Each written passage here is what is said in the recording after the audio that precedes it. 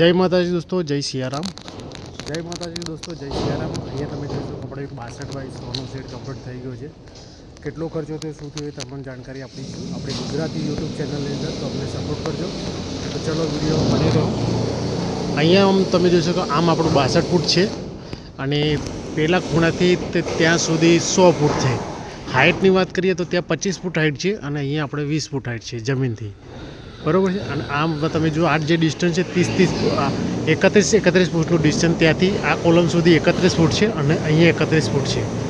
વાત કરીએ પાઇપની તો 2.5 બાય 1.5ની બોક્સ પાઇપનો ઉપયોગ કર્યો છે. ઉપર વચ્ચે આપણે વેન્ટિલેશન માટે લગાવ્યું છે.